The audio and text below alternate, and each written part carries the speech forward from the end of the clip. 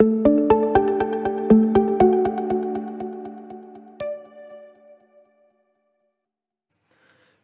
à tous, on se retrouve dans cet épisode pour faire le paramétrage réseau et les premières règles sur notre Sonic OS 7.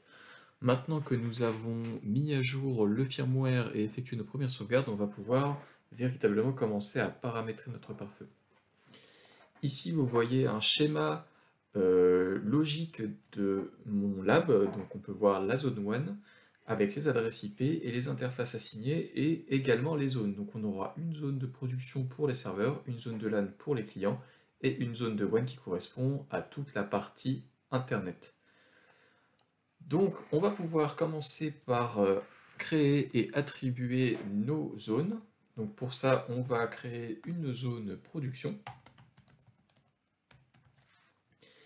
Cette zone sera de type Trusted, car c'est une zone sur laquelle on aura la main mise, par exemple, contrairement à la zone 1. On décochera toutes ces options. Ce sont des options, notamment les auto-generate, qui, comme leur nom l'indique, vont générer automatiquement des access rules de manière automatique pour toutes les zones qui seront de type trusted entre elles. Donc nous, on veut avoir un petit peu plus de visu sur ce qui se passe, donc on ne va pas automatiquement autoriser les interfaces trusted à communiquer entre elles pour tout et n'importe quoi. Donc on va créer ça,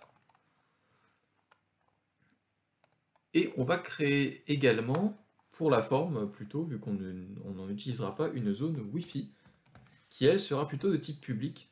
On aura la main dessus, mais on sait que ce ne sera pas forcément un environnement qui sera safe. De la même manière, ici, on va décocher toutes les règles d'auto-génération, et on clique sur Sauver. On viendra simplement, ici, modifier l'interface LAN en disant que nous refusons encore une fois les interfaces Trust et toutes les règles d'auto-génération. Et on clique sur Sauvegarder. À présent, toutes nos zones sont configurées, on n'a plus qu'à les attribuer aux interfaces. Pour ça, on peut se rendre dans Network, Système et Interface. La zone X0 est déjà attribuée automatiquement au LAN, ainsi que la zone X1 automatiquement attribuée au WAN. On utilisera la patte X2 pour paramétrer la zone de production, donc la zone des serveurs. Donc on va la modifier. On va dire que cette zone sera la zone production sur interface X2 avec comme adresse IP 192.168.100.254. Ici, on dira simplement en termes de management que l'on veut pouvoir pinguer cette adresse IP là, simplement à des fins de debug principalement.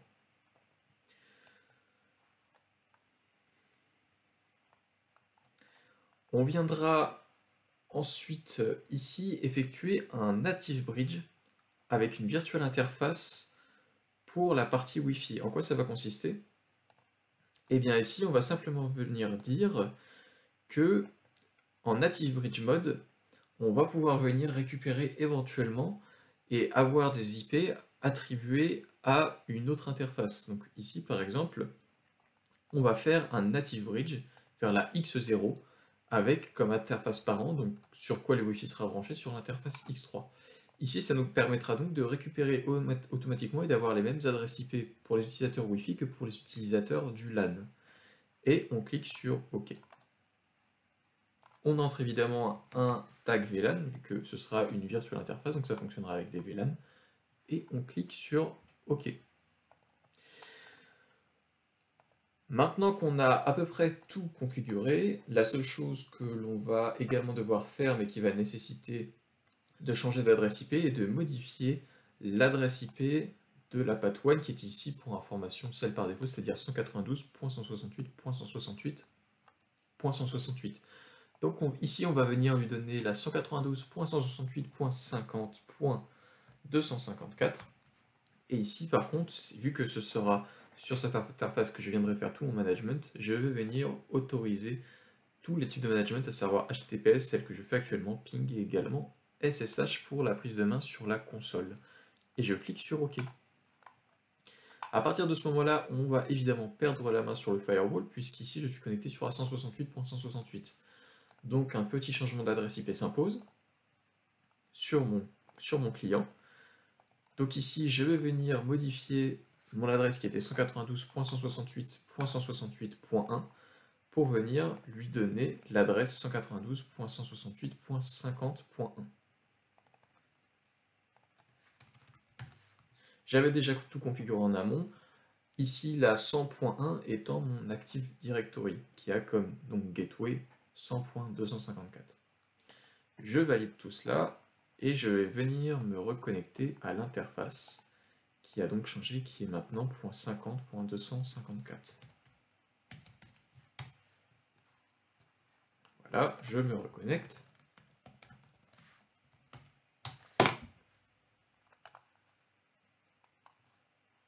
Je lui dis que je veux bien être en mode config et pas en non config, c'est-à-dire en read-only, puisqu'il y a eu une autre connexion sur une autre adresse IP auparavant.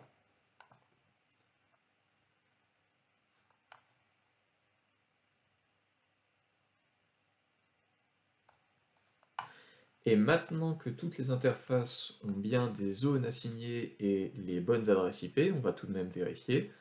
La X0 c'est bon, la X1 est automatiquement configurée en DHCP. Si on souhaitait faire les best practices, évidemment, on irait ici plutôt en IP statique. La 100.254 pour ma partie production et mon native bridge pour la partie Wi-Fi. On va donc enfin pouvoir commencer à créer nos premières règles pour avoir notamment accès par exemple à la partie internet pour la partie LAN et également la partie production, puisque je considère ici dans le lab que c'est depuis la partie LAN que je viendrai me manager mes serveurs.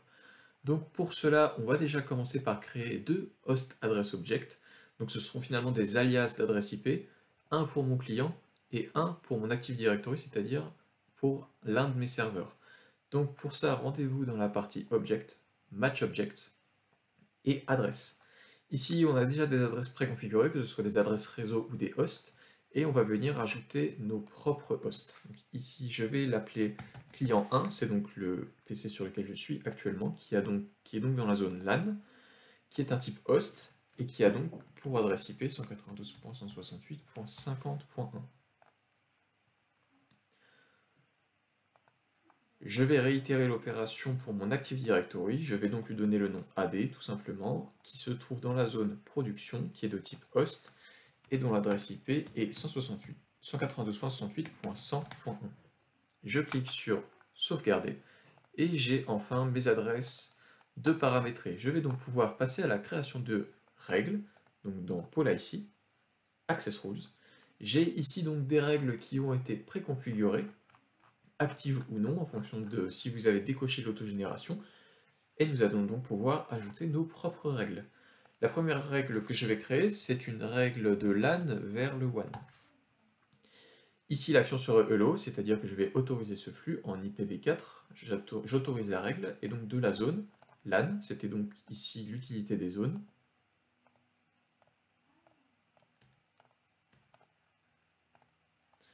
Je peux même faire ça de manière assez granulaire puisque je n'ai pas 50 postes pour mon lab, donc je vais dire vraiment seulement pour client 1, pour le moment any vers la zone WAN, en any cette fois-ci, vu qu'évidemment c'est Internet.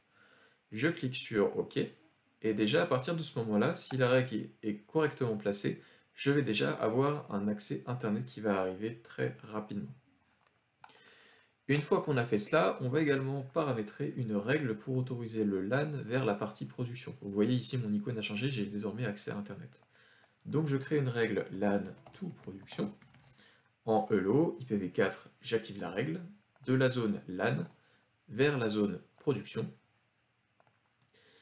De l'adresse, on va dire ici encore une fois, on va essayer de faire ça de manière fine. Client 1 vers AD, pour le moment, tous les protocoles autorisés à transiter. Je vais également créer une règle production to LAN, car il faut que la connexion puisse se faire dans les deux sens. Donc production to LAN. Ici de l'interface, cette fois-ci production à la zone LAN. Ici donc de l'Active Directory au client 1. je clique sur Ajouter.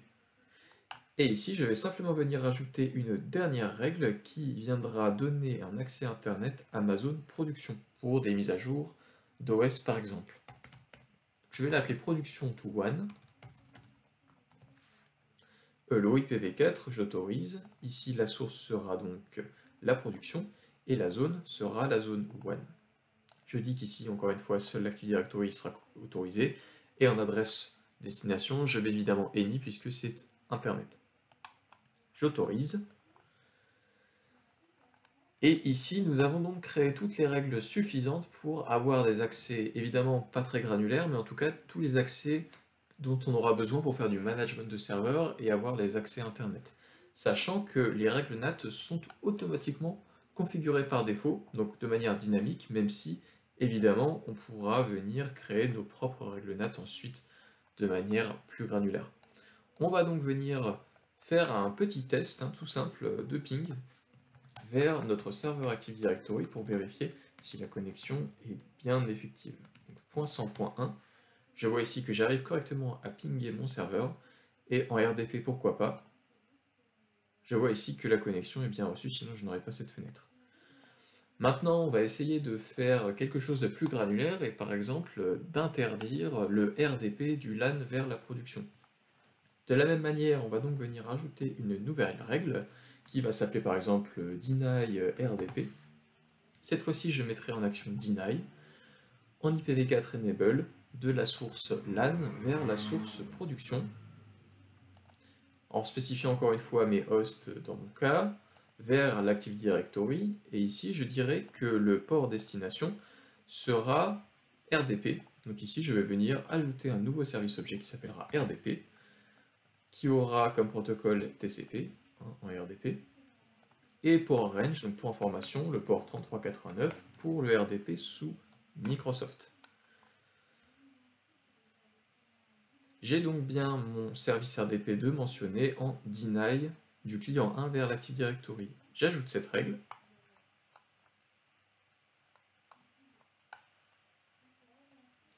Je vérifie que mes règles deny, et ça c'est une best practice bien évidemment, se trouvent avant mes règles hello, pour bien évidemment que le RDP ne soit pas hello par la règle any que l'on a placée juste avant. Et maintenant, nous allons pouvoir retester une connexion RDP pour vérifier que le deny soit effectif. Si je clique sur connexion, ici je vois que le RDP mouline car je lui ai interdit tout simplement son accès.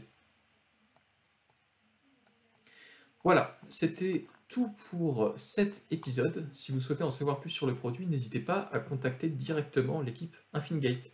A bientôt!